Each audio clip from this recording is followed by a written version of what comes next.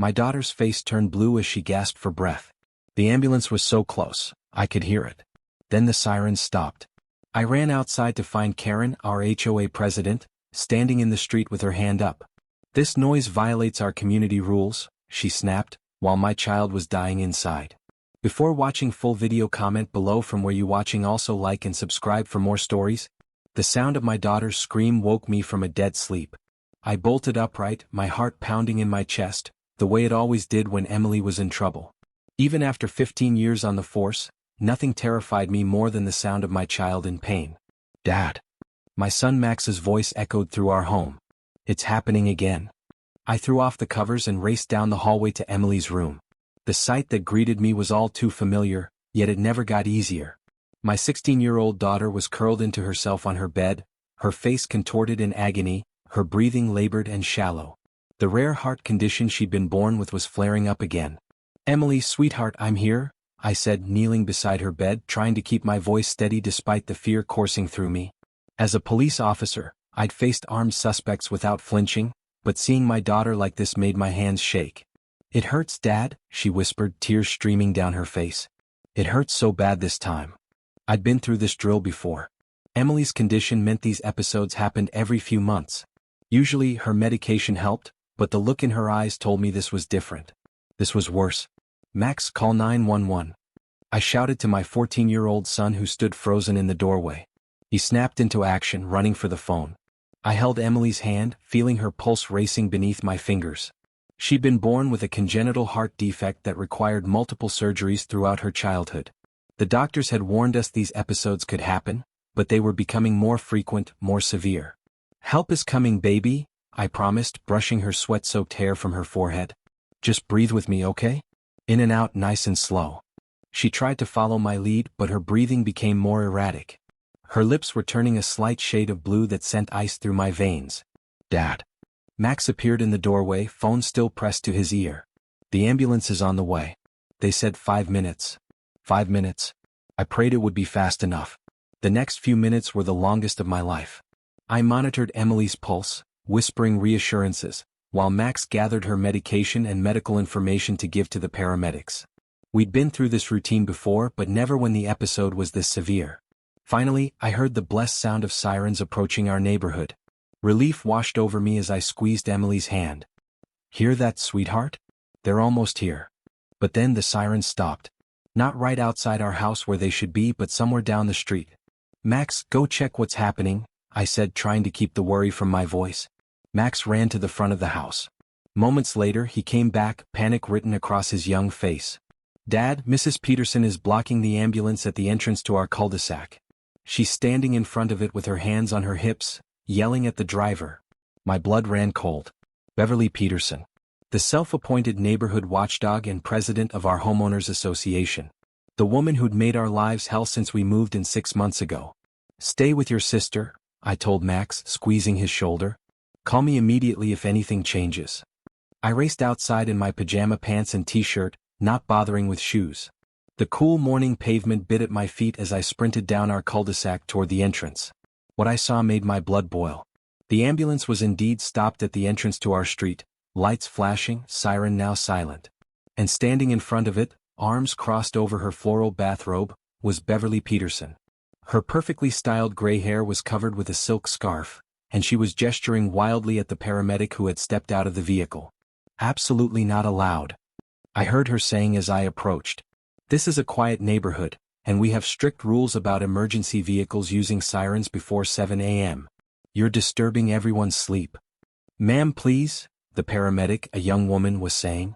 "We have a cardiac emergency. Every second counts." "I don't care what kind of emergency it is," Beverly interrupted. "The HOA bylaws clearly state." "Get out of the way, Beverly," I shouted as I reached them, my voice carrying the full authority I used on the job. "That ambulance is for my daughter." Beverly turned, her eyes widening slightly at my appearance, but her stance didn't soften. "Officer Matthews, I understand you're upset, but rules are rules. I've had 3 complaints already about the noise, and as HOA president." I cut her off, stepping closer, my voice dropping to a dangerous whisper.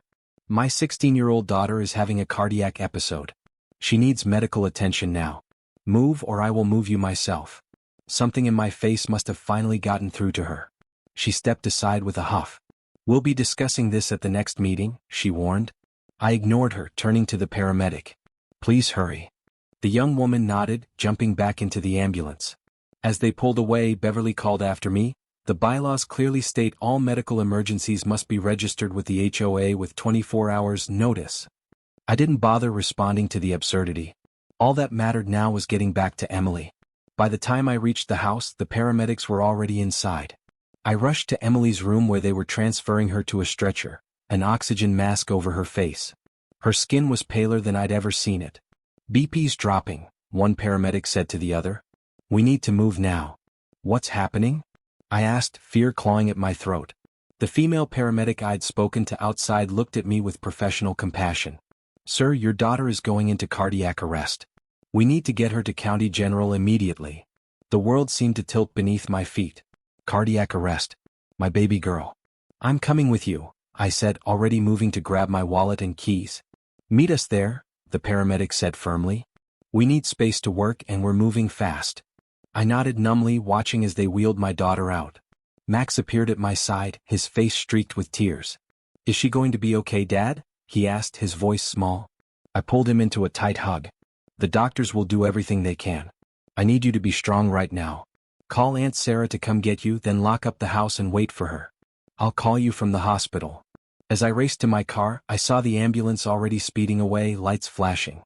And there was Beverly Peterson, standing in her driveway in her bathrobe, arms crossed, watching the scene with disapproval. The delay had been less than 2 minutes. But in cardiac emergencies, minutes, even seconds, matter. The next 12 hours were the worst of my life. Emily went into full cardiac arrest on the way to the hospital. The paramedics managed to restart her heart, but by the time they reached the emergency room, she was in critical condition. I paced the waiting room, my mind replaying those precious lost minutes over and over. The doctors had taken Emily into emergency surgery to implant a device that would help regulate her heartbeat, a procedure they'd been hoping to postpone until she was older. My police partner, Rodriguez, came to sit with me, bringing coffee and forcing me to eat something. My sister arrived with Max, who sat silently beside me, his young face too serious, too afraid. "Has anyone called Claire?" Rodriguez asked quietly, referring to my ex-wife, Emily's mother, who had moved to Seattle after our divorce 3 years ago. I nodded. "She's trying to get a flight out." Finally, after what felt like an eternity, the surgeon emerged. Dr. Hassan had been Emily's cardiologist since we moved to the area. His face was grave as he approached. "She's stable," he said, and I felt my knees nearly buckle with relief. "But, Mark, it was very close. Too close." "But she'll recover?" I asked, desperate for reassurance. Dr. Hassan sighed. "The next 48 hours are critical. The delay in treatment." He paused, choosing his words carefully. "Every minute counts in these situations.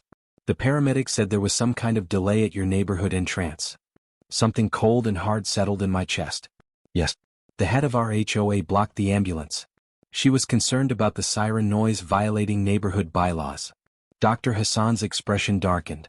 "That delay might have made the difference between a serious episode and what happened, cardiac arrest." Emily's heart stopped for nearly 2 minutes. "We won't know if there's any lasting damage until she wakes up." The words hit me like physical blows. Lasting damage. Because Beverly Peterson couldn't stand to have her precious morning quiet disturbed. "When can I see her?" I asked, my voice barely above a whisper. "She's in recovery now. A nurse will come get you soon." As Dr. Hassan walked away, Rodriguez put a hand on my shoulder. "Mark, what that woman did, that's criminal. That's reckless endangerment, maybe even attempted involuntary manslaughter." I nodded slowly, the police officer in me processing the legal implications even as the father in me was consumed with worry for my daughter. "I know," I said quietly. "But right now all I care about is Emily." Emily remained unconscious for 36 hours. I barely left her side, watching the steady rise and fall of her chest, the rhythmic beeping of the machines keeping her alive. Max came after school. Sitting quietly doing homework beside her bed. Claire arrived from Seattle, her face drawn with worry. When Emily finally opened her eyes, the relief was overwhelming. The neurological tests showed no significant brain damage from the cardiac arrest. A miracle, the doctors said. She would need months of recovery and rehabilitation, but she would recover. It was only after Emily was moved out of the ICU that I finally allowed myself to think about Beverly Peterson and what she had done. I want to press charges, I told Rodriguez when he visited. What she did was criminal. Rodriguez nodded. I already spoke to the captain. The department will back you 100%. We've got statements from the paramedics and I've pulled the ambulance GPS data showing the delay. I squeezed my partner's shoulder in gratitude. Thank you. That's not all, he said, lowering his voice. I did some digging into your HOA and Mrs. Peterson. Turns out this isn't the first time she's interfered with emergency services. 3 months ago, she delayed a fire truck responding to a kitchen fire because, and I quote, the truck would damage the ornamental pavers on Willow Lane. I shook my head in disbelief. And nothing happened to her? The homeowners didn't press charges. They were too afraid of HOA retaliation. But this time is different. This time she messed with a cop's kid. When I finally returned home a week later, Emily was still in the hospital but stable enough that Claire stayed with her while I went home to shower and check on Max. I found 3 violation notices from the HOA taped to my door. The first cited unauthorized emergency vehicle in the neighborhood without prior approval. The second complained about disturbance of the peace due to excessive noise, sirens, before approved hours. The third was for emotional distress caused to neighbors by excessive medical drama. I stared at the papers in disbelief, then crumpled them in my fist. Max appeared in the doorway behind me. Dad? What are those? I forced a smile. Nothing important, buddy. How about we order pizza tonight? But as we waited for dinner to arrive, the doorbell rang. I opened it to find Beverly Peterson standing there in a crisp pantsuit, her silver hair perfectly coiffed. Officer Matthews, she said primly. I trust your daughter is recovering? No thanks to you, I replied coldly. She had the audacity to look offended. I came to discuss the violations. Mrs. Peterson, I cut her off. My daughter nearly died because of your actions. She went into cardiac arrest because you delayed emergency medical services. I'm not discussing any violations with you. She straightened, her chin lifting. Well, I'm sorry about your daughter, but rules exist for a reason. And speaking of rules, your grass is half an inch too high, and your mailbox needs to be repainted the approved sandstone beige. The HOA board has voted to. Mrs. Peterson, I interrupted again, my voice deadly calm. I am pressing criminal charges against you for reckless endangerment and obstruction of emergency services. My partner should be serving you with papers tomorrow. Her face went pale. You can't be serious. I was just doing my job as HOA president. Your job nearly killed my daughter. I stepped closer. And after looking into the HOA bylaws, I've discovered several interesting things. Like the fact that emergency vehicles are explicitly exempt from noise ordinances. And that your term as president actually expired 3 months ago, but you never called for new elections as required. Her mouth opened and closed like a fish. You can't. I've already spoken with several of our neighbors. Once they heard what happened to Emily, they were very eager to share their own stories about your zealous enforcement. Did you know the Patels recorded you trespassing in their backyard to measure their fence height? Or that Mrs. Abernathy has emails where you threatened to put a lien on her house if she didn't remove her son's basketball hoop, which is actually permitted under the bylaws. Beverly's face had gone from pale to mottled red. You have no right.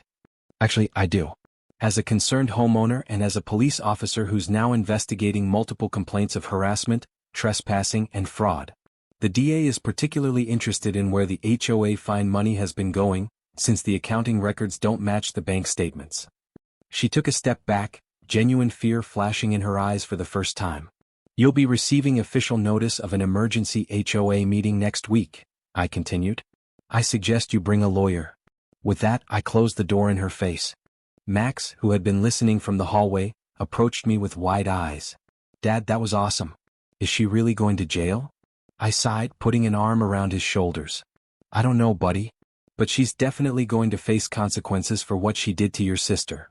3 months later, our neighborhood was transformed. Beverly Peterson had been removed as HOA president and was facing criminal charges for reckless endangerment, as well as civil lawsuits from multiple homeowners, including us. The investigation into the HOA finances had uncovered years of mismanagement and possible embezzlement. Emily was home and recovering well. Her new heart regulator was working properly, and though she tired easily, her doctors were optimistic about her prognosis.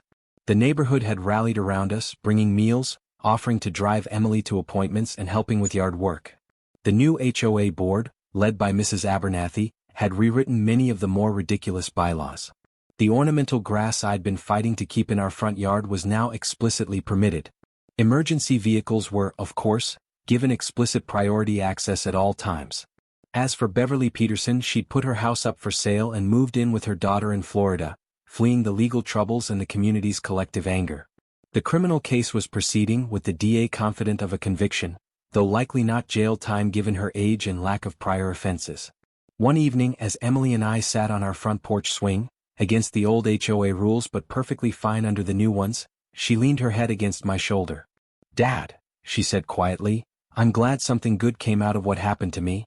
The neighborhood is so much nicer now." I put my arm around her, grateful beyond words to have her beside me. "The silver lining to a very dark cloud," I agreed. "Mrs. Peterson was wrong about so many things," Emily continued thoughtfully. "But you know what her biggest mistake was?" "What's that, sweetheart?" Emily smiled up at me, her face still too pale but her eyes bright. "She didn't realize that when you mess with a cop's kid, you don't just get the cop. You get the whole force." I laughed, pulling her closer. "And don't you forget it." Down the street, a new family was moving into Beverly's old house. I'd already introduced myself and invited them to the neighborhood barbecue on Saturday. No violation notices, no threats, no power trips, just neighbors welcoming neighbors. Sometimes I thought, watching the moving van as the sun set over our little cul-de-sac, justice works out exactly as it should.